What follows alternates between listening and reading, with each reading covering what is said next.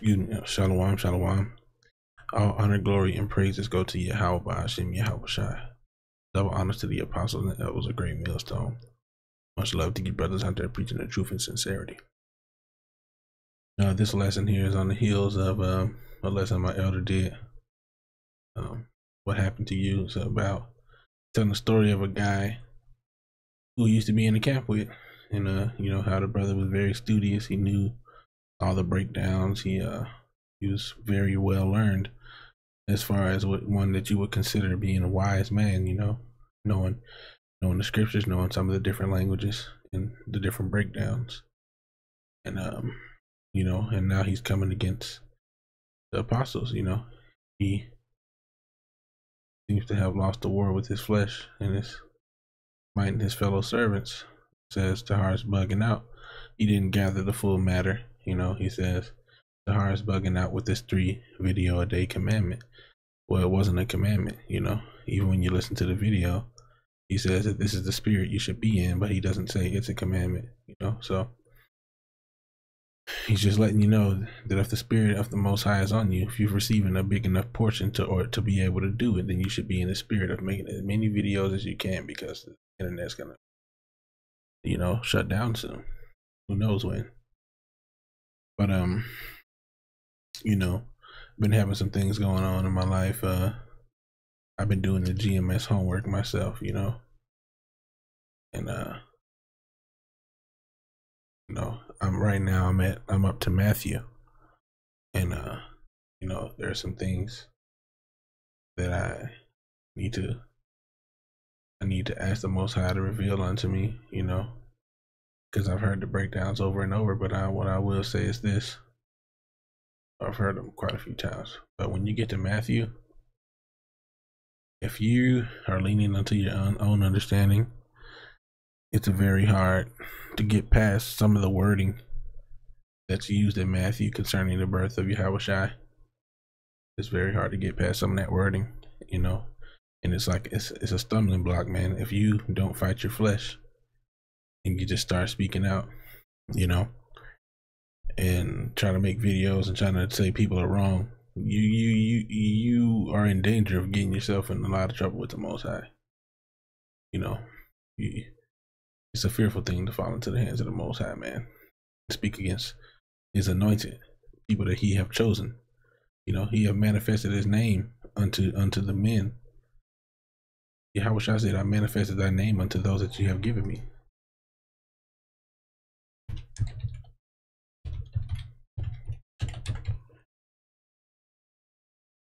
John 17:6. I have manifested thy name unto the men which thou gavest me out of the world. So in order for him to say he's manifested his name, he had to make it be known. Thine they were, and thou gavest them me, and they have kept thy word.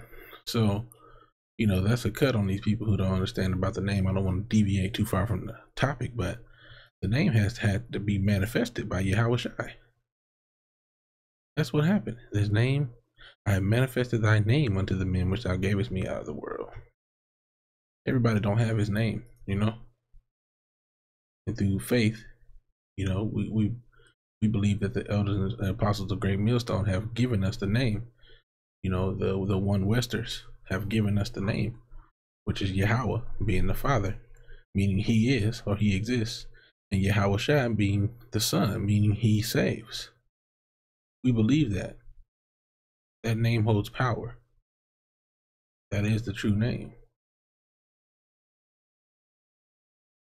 So this is, you know, this is what you have to do, man. You know, I don't know this guy. Like in the story the elders given about him, is he seemed to be a good brother, you know. In many ways, the way that I would like to think of myself, you know. When I typically take a test, I typically get high scores, and you know, we have a lot of things in common. I try to be very humble, but with him being in the position, nobody's above the Most High removing his spirit from you. Nobody's above it, man. The Most High will take his spirit off of you. Even King David prayed that the Most High did not remove his spirit from him.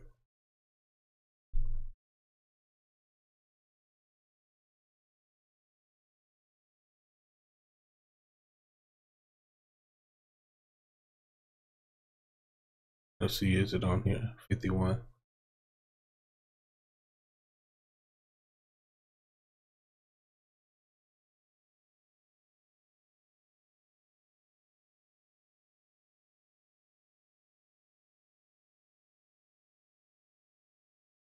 Salakia. Let me go back. Maybe Psalms 50.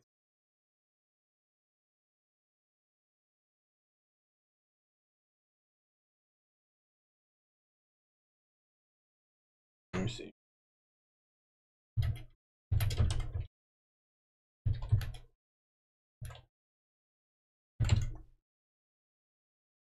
Oh, it is in there. Okay, 51. I was right. What did King David pray unto the Most High? Cast me not away from thy presence, and take not thy Holy Spirit from me. Even the one who the Most High said was after his own heart, had he prayed that the Most High would not take his spirit from him. He saw what happened to Saul. He saw how Saul was once anointed of the Most High, and how he lost the spirit of the Most High through disobedience, through arrogance. He got too prideful. You know, and this is a wonderful chapter to go to and read for encouragement, you know, and for the spirit you should be in towards the Most High. Have mercy upon me, O God, O Lord, you know, according to thy loving kindness. But I want to touch on, let me sign that. Too much. All right.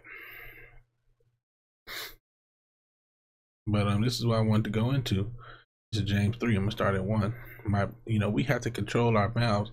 We have to control our flesh. We have to rule our flesh. We have to not speak against the truth, man, because it can get you in a world of trouble. The Most High come take that light off that candlestick, man. You don't want that. If the Most High does that to you, you'll be lost, man. Especially if you know this truth, you a preacher of righteousness. You don't want to be lost, man. I don't want to be lost. You know what I'm saying? That's a fearful thing, man. We have to humble ourselves down before the Most High and realize Most High is not playing. Most High is not playing, man. He'll drop you like a bad habit, man. James 3 and 1. My brethren, be not many masters. Don't try to make yourself master over everything. You try to know everything. If to whom much is given, much is expected, man. Knowing that we all shall receive the greater condemnation. If you make yourself a master, guess what? You're going to receive a greater condemnation. It takes a lot to know a lot to know all the Most High's knowledge. You have to be able to withstand that, man, because you're going to receive a greater condemnation. For in many things we offend all. If any man offend not in word, the same is a perfect man. So it says, be ye therefore perfect. But who is perfect? It says, if any man offend not in word. So this basically telling you who ain't offended in word. If any man offend not in word, the same as a perfect man, and able also to bridle the whole body. But we know that we all go off. So it ain't nobody able to bridle the whole body right now. Behold, we put bits in the horses' mouths that they may obey us, and we turn about their whole body. Behold also ships, which though they be so great, and are driven of fierce winds, yet are they turned about with a very small helm. Whithersoever the governor listeth. So wherever the ship captain wanted to go, and he turn it, that's where the ship goes, off of that little wheel. Even so, the tongue is a little member. It's one of the smallest members. Or I'll say it's very small. And boast of great things. The tongue can get you in the world of iniquity, especially with the Most High. Behold how great a matter a little fire kindle.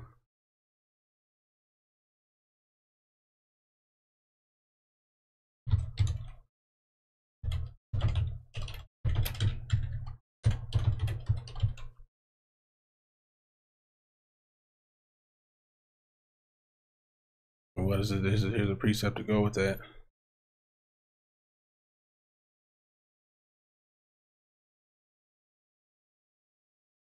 Matthew 12 and 30.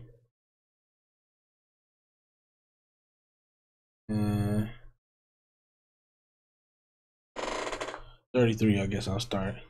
Either make the good tree and his good fruit, or else make the tree corrupt. Okay.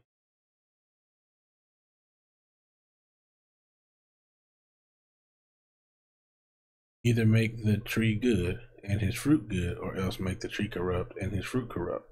For the tree is known by his fruit. O generation of vipers, how came ye, being evil, speak good things? For out of the abundance of the heart the mouth speaketh. A good man out of the good treasure of the heart bringeth forth good things, and an evil man out of the evil treasure bringeth forth evil things. But I say unto you, but I say unto you, that every idle word that men shall speak, they shall give account thereof in the day of judgment. Every idle word. You know, it's one thing to have a thought in your mind. Excuse me, I turned away from the mic for a little bit. It's one thing to have a thought in your mind and to have a consideration and to rebuke that thought. It's another thing to go make a full-blown video based off of a thought you had that you didn't give time, that you didn't have patience, that you didn't resist, that you just jumped the gun on, you know? For by thy words thou shalt be justified, and by thy words thou shalt be condemned. You go out speaking these words before men and you're wrong, guess what comes with that? By thy words thou shalt be condemned, man. Behold, how great a matter a little fire kindleth. A little bit of words, a little bit of fire from that tongue. And the tongue is a fire. Huh? How great a matter does a little fire kindleth? And the tongue is a fire. A world of sin, a world of iniquity. So is the tongue among our members, that it defileth the whole body. See, what goeth in a man do not defile him, but that which cometh out, those words that come out of your mouth, and setteth on fire the course of nature. Because once you say something, you know, I don't know, you brothers probably remember back you was in the world, I'm gonna beat that man ass or whatever the case may be. Then they got back to him and now you gotta put up or shut up. You know what I'm saying? Or whatever the case may be. You know what I'm saying? You know, probably brothers probably had to learn that lesson, you know, especially me not having a father to teach me certain things, which hey, that's in the most high's will. Brothers probably had to learn that lesson of not saying certain things by certain things, negative things happening. It set it on fire the course of nature. You say one thing, next thing you know, it done went into a whole situation because you said something. You couldn't keep it to yourself. And it's set on fire of hell. For every kind of beast and of birds and of serpents and of things in the sea is tamed and hath been tamed of mankind. But the tongue can no man tame. It is an unruly evil, full of deadly poison. Therewith bless we Yahweh, even the Father, and we therewith curse we men, which are made after the similitude of the Most High. Out of the same mouth proceedeth blessing and cursing. My brethren, these things ought not so to be. Doth a fountain send forth at the same place sweet water and bitter? And the fig tree? And the fig tree, my brethren, bear olive berries, either a vine figs? So can no fountain both yield salt water and fresh. You know? Now where's that? Where's that scripture? Oh yeah, I'll keep reading. Who is a wise man and endued with the knowledge among you, with knowledge among you? Let him show out of a good conversation his works with meekness of wisdom. So just because you're wise, guess what? It needs to be meekness of meekness of. You gotta be humble with this wisdom. But if you have bitter envying and strife in your hearts, glory not and lie not against the truth. You know, this wisdom descendeth not from above, but is earthly and sensual and devilish. This envying and strife and contentions on to smite your fellow servants, you know. Don't glory about that. And don't lie against the truth. If you don't know something, you know, what does it say?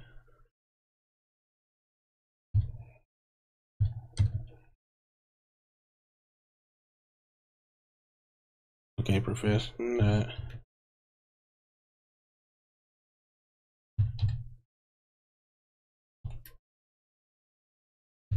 This ain't exactly what it says.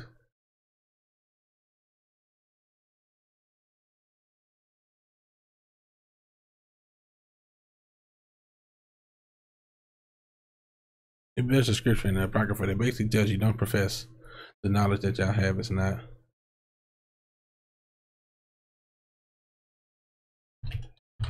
Matter of fact, I think it's in the same verse that says,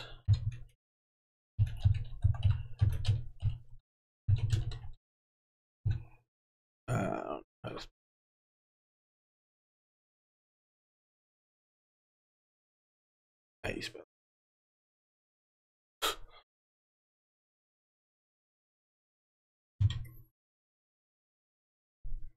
Yeah. Excuse me.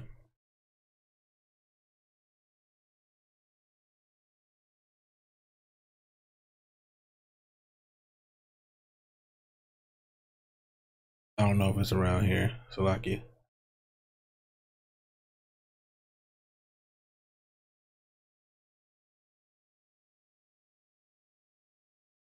Seek not out things that are too hard for thee. Don't dwell on them, you know. Neither search for the things that are above thy strength. But what is commanded thee, think thereupon with. For it is not needful for thee to see with thine own eyes the things that are in secret. Some things the Most High protects you from. Just some things you just don't need to see, man. Be not curious in unnecessary matters. For more things I shoot unto thee than men understand. For many are deceived by their own vain opinion. And evil suspicion have overthrown their judgment. Without eyes thou shalt want light. Yep, here it goes. Profess not the knowledge, therefore, that thou hast not. You see how that's worded? It threw me off. Profess not the knowledge, therefore, that thou hast not.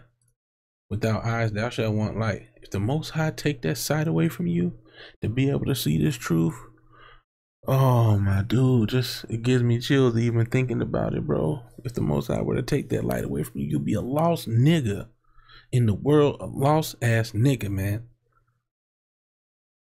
Profess not the knowledge, therefore, that thou hast not. I don't want to be a lost nigga, man. You shouldn't want to be one either, man. If the Most High is dealing with you, humble down, man. A stubborn heart shall fare evil at the last, and he that loveth danger shall perish therein. An obstinate heart shall be laden with sorrow, and the wicked man shall heap sin upon sin. Obstinate, I think obstinate is like rebellious. Stubbornly refusing to change one's opinion or chosen course of action, despite attempts to persuade one to do so. Stubborn, unyielding, inflexible, bullheaded, big-headed, stubborn as a mule, self-will, strong-will. Huh. So what does it say? Let me see.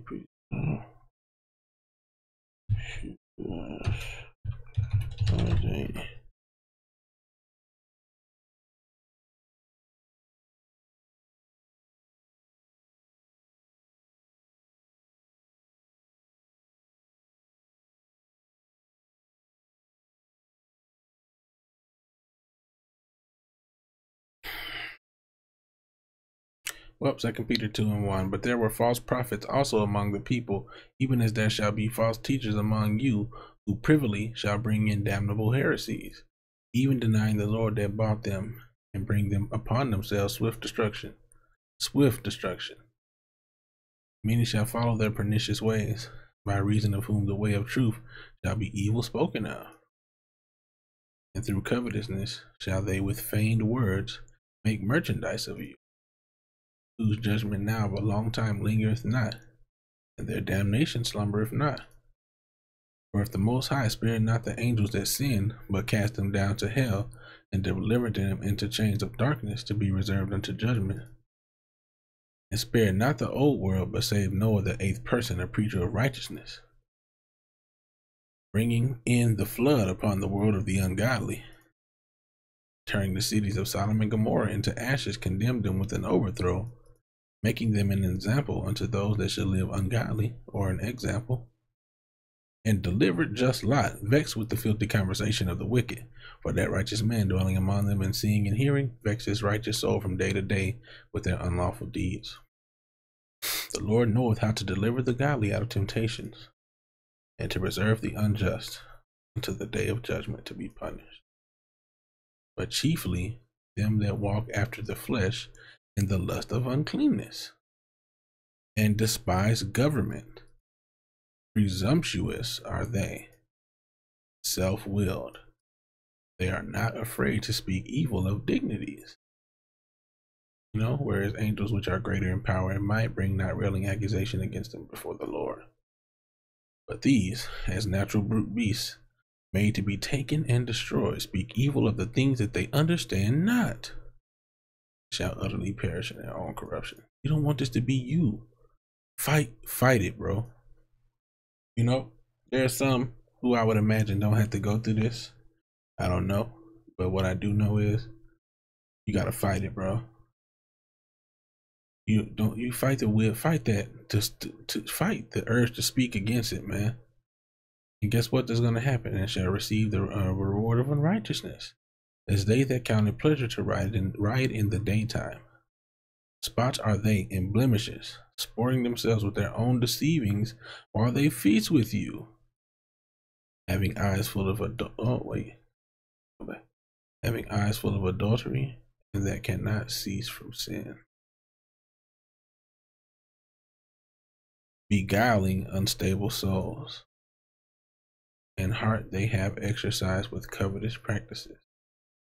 Cursed children, which have forsaken the right way and are gone astray, following the way of Balaam, the son of Bozar, who loved the wages of unrighteousness, but was rebuked for his iniquity.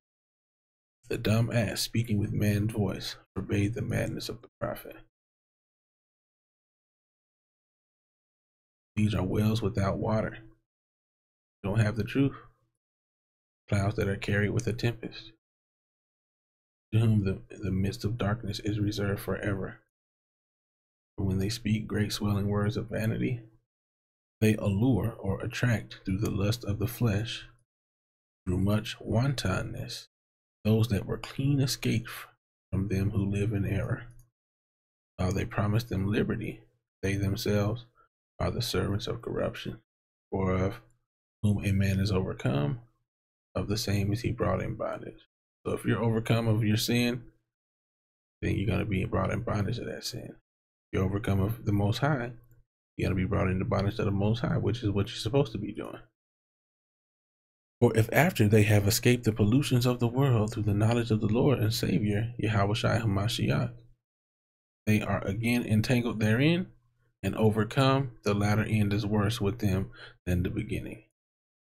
For it had been better for them to not have known the way of righteousness, than, after they have known it, turn from the holy commandment delivered unto them. But it happened unto them according to the true proverb, the dog is turned to his own vomit again, and the sow that was washed to her wallowing in the mire.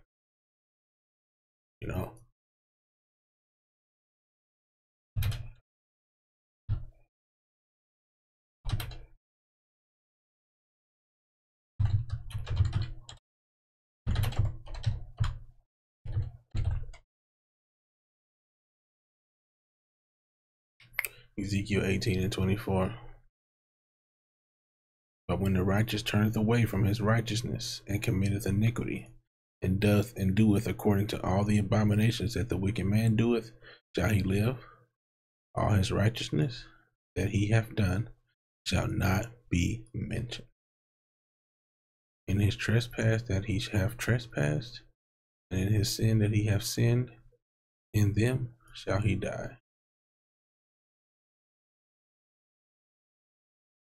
Where is this float around, continuing to sin and get saved thing at? Where is that at, man? The Most High does not change, man.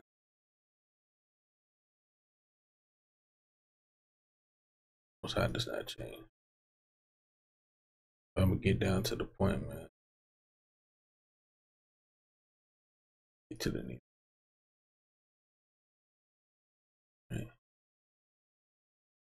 read that. All right. But if ye have bitter envy and strife in your hearts, glory not and lie not against the truth. For where envy and strife is, there is confusion in every evil work. But the wisdom that is from above is first pure, and then peaceable, gentle. So it's pure. And what is pure? That means it's uncut, raw. And there's going to be some things in the Bible you ain't going to want to hear.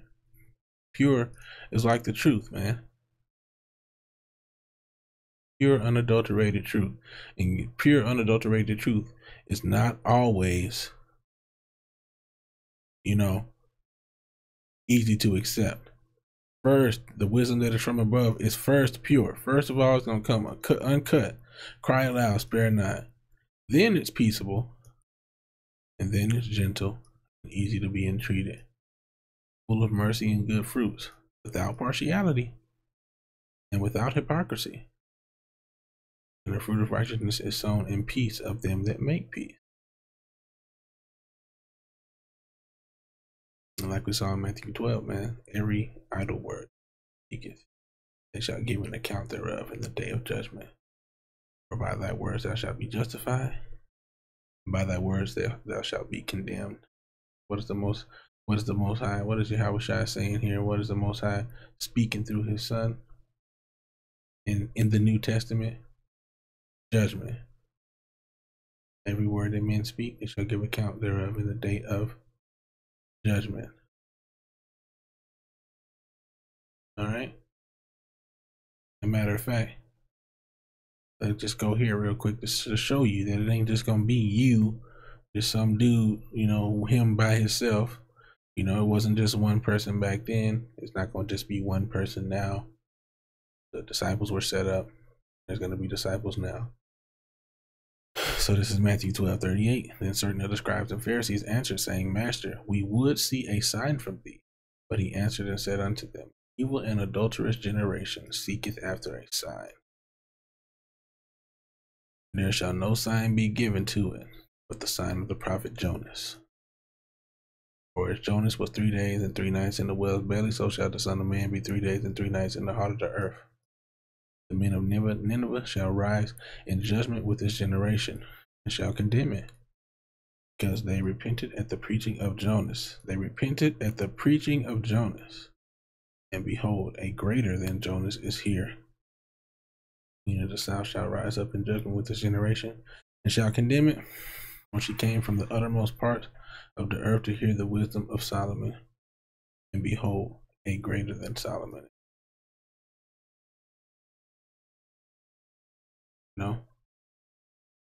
And yeah, that's what it is. Now, as we know, we don't have Yahweh Shai on the street corners preaching right now. We have the men who are preaching. They repented at the preaching of Jonas. Behold, it greater than. There's people now on the street corners preaching to the people who really need it, not in some building. That's something for another day. And I'm gonna go. I know this is getting to be a longer video, but I'm gonna go ahead and go into these last 2 points I had, and then we'll just end it there. All right, this is 1 Samuel 24. You gotta understand something, man. There's gonna be times where something's gonna happen in this truth, and you're gonna feel some type of way about it, because that's how the flesh is. But you know what? You cannot choose the Lord's anointed. The Most High chose Saul to be the anointed. And guess what? Saul ended up doing wicked things. But never did David feel justified to go against Saul and to slay him. This is how you're supposed to be, because David was a man after God's own heart. 1 Samuel 24:5. And it came to pass afterward that David's heart smote him, because he had cut off Saul's skirt. He felt bad about cutting off his skirt, a piece of his garment. And he said unto his men, The Lord forbid that I should do this thing unto my master, the Lord's anointed, to stretch forth mine hand against him, seeing he is the anointed of the Lord. So David stayed his servants with these words. suffered them not to rise against Saul.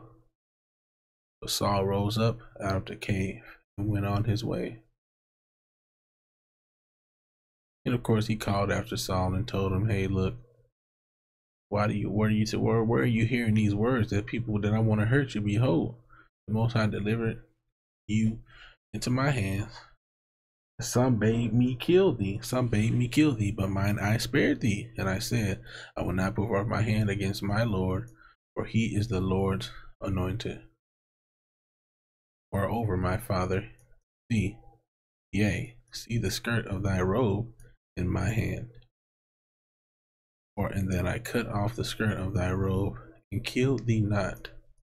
Know thou and see that there is neither evil nor transgression in my hand. I have not sinned against thee, yet thou huntest my soul to take it." And the Most High sent that evil spirit on Saul to test David, man, to come against David. Why? Well, look what it says in 18. I don't know why exactly. To prove him through the adversity, the fire of adversity, that he was a worthy king, I guess. A worthy king. Now this is Samuel 18. Actually, I'm gonna go to 19. I was gonna do something more about it. I guess I'll start here. Yeah. So the women came out and played. They was playing tambourines and dancing and singing and music. And the women answered one another as they played and said, "Saul hath slain his thousands, and David his 10,000." Saul was very angry, or wroth, and the saying displeased him. And he said, "They have ascribed unto David 10,000. To me they have ascribed but 1,000. What can he have more but the kingdom? Dang, might as well just give him my crown too. We walk up in the city, they talk about he slayed 10,000. I ain't get but 1,000. But what more can he take from me? He taking all the glory and the pride. Why don't he just go ahead and take the kingdom?"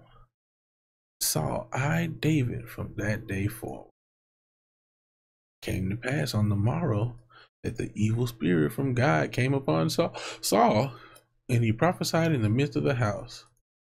David played with his hand as at other time. There was a javelin in Saul's hand. Saul cast the javelin, for he said, "I will smite David even to the wall with it." David avoided out of his presence twice.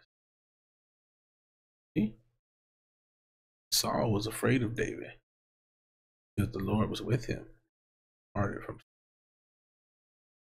Most High sent an evil spirit on Saul to test David. You know? He was, and then here it goes again. So 1 Samuel 19 and 8. So I'll just go straight to 9. The evil spirit from the Lord was upon Saul as he sat in his house with his javelin, and David played with his hand. Saul sought to smite David even to the wall with the javelin, but he slipped away out of Saul's presence. He smote the javelin into the wall. David fled and escaped that night. Like I said in my last video, you give place to wrath. Stuff's gonna happen, man. Stuff is gonna happen to try you. And what did David do? Did he kill Saul? Did he avenge himself? No. He fled. He didn't let him kill him. He didn't sit there, "I'm gonna die to this spear because I'm holier than thou." No, he was like, let me weave, stupid weave. He weaved out the way of the spear, and he got up out of there. You know, when a dude tried to kill him. So yeah, I just wanted to make this video. I had made a video. You know, I was like I said, man, I was wrestling with my flesh today. And you know, I had already resolved in my mind that I wasn't gonna make any videos coming against anybody, because like I said, man, you should be wary of the things that you say. You got to resist that urge of your flesh and of your mind, which is deceitfully wicked above all. Who can know it? Because the heart and the mind are the same thing. You know?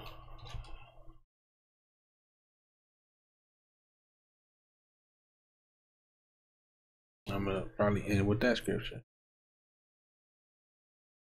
The heart is deceitful above all things and desperately wicked. Who can know it?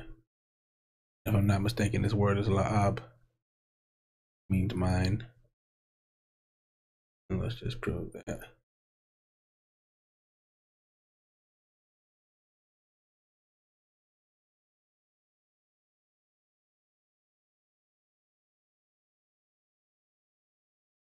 Lav, la'ab, mind, understanding, wisdom. See?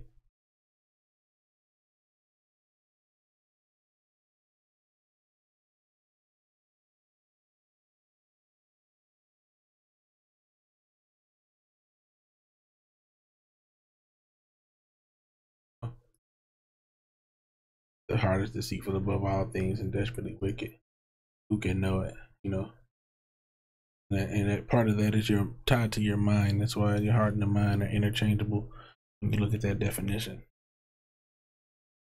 But yeah, man, let this video be for whoever it be for, man. You know, even if it's just for myself, because every time I do a video, I become edified as well through the spirit. And you know, we just have to really rebuke those demons, rebuke those thoughts that come into your mind that could possibly take you out of the truth, because there's things that people, you know, like the elder mentioned, you know, you still acknowledge that the name Yahweh is the name of the Most Father, you know, the Most High of the Father and of the Son, you know, Yahweh Ba'ashem, Yahweh. Use a slip up. Of course, Yahweh is not the Father; He's the Son. But Yahweh being the Father, Yahweh being the Son, those are the true names. A lot of these scoffers still use those names. You know, defender for Yahweh, these different things. They still use Yahweh, but they come against the men who they learn that name from, which in itself is not right. You know, I've covered it enough, man. Well, at least for this lesson, those words will be accounted for. And if the Most High ain't already took His spirit from you, you know, once He does, once you decide to do whatever it is that will deem Him to take that spirit off you, there ain't no coming back. I pray and I ask the Lord that that be not me, man. I don't care what I gotta go through. I don't want that to be me. You know, I'll figure it out, whatever it is. All praise to the Most High, Yahweh Ba'ashem, Yahweh Shai. Double honors to the apostles and elders, a great millstone. Much love to you brothers out there preaching the truth and sincerity. And with that, I'll say shalom.